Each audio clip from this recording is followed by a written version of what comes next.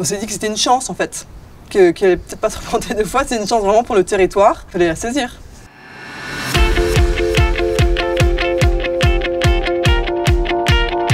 Jean-Emmanuel et Claire Poumayou, on habite 20 minutes d'ici dans le Confolentay à Yes, puis on est maraîchers. Voilà, on a 3 jeunes enfants de 4 à 7 ans. Avec un petit groupe de personnes, on a discuté ensemble sur nos préoccupations sur l'avenir du territoire aussi. Et dans nos préoccupations, il y avait celle de quelle instruction allaient recevoir nos enfants.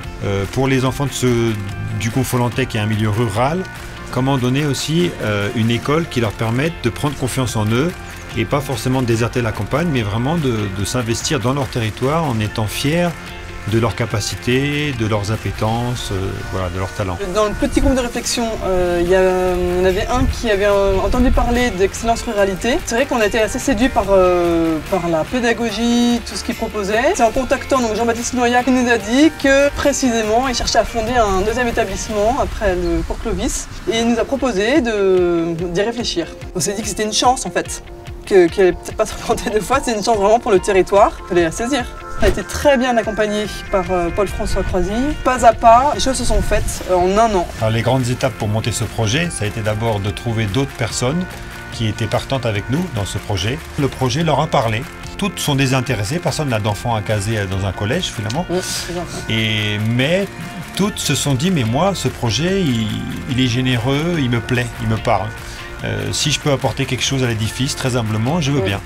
Et oui, c'est des personnes qui ont pour point commun d'avoir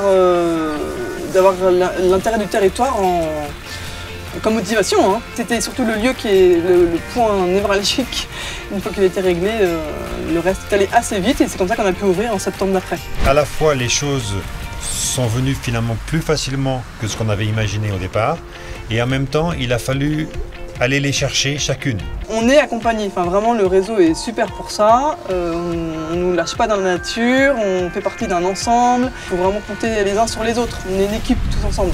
Pour moi le grand passage c'était de voir les enfants arriver le jour de la rentrée, les parents qui nous confiaient leurs enfants et petit à petit voir les enfants d'abord s'apprivoiser, apprivoiser l'école, voir les enfants très contents et les parents très contents de ce qui se passait avec leurs enfants, voir les bons échos, le maire et ses conseillers qui se rassurent finalement sur le contenu de l'école, sur ce qui s'y passe.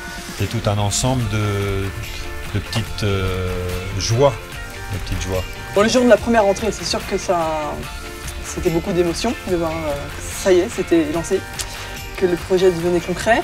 La deuxième rentrée, elle m'a aussi beaucoup marqué parce qu'en fait la première année, il y a eu 7 garçons. Et la deuxième rentrée, la cour était remplie de filles, de garçons et leurs parents. Enfin, il y avait toute une... voilà, ça prenait une autre dimension.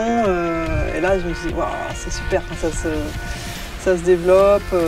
Et à chaque fois de parler avec les parents, spontanément, ils nous donnent leurs sentiments, que leurs enfants, depuis qu'ils sont là, ils ont de la joie à aller à l'école, qu'ils ont changé, etc. Alors nous, quand on entend ça, c'est sûr qu'on se dit, on n'a pas fait tout ça pour rien, quoi. Enfin, c'est notre plus belle récompense.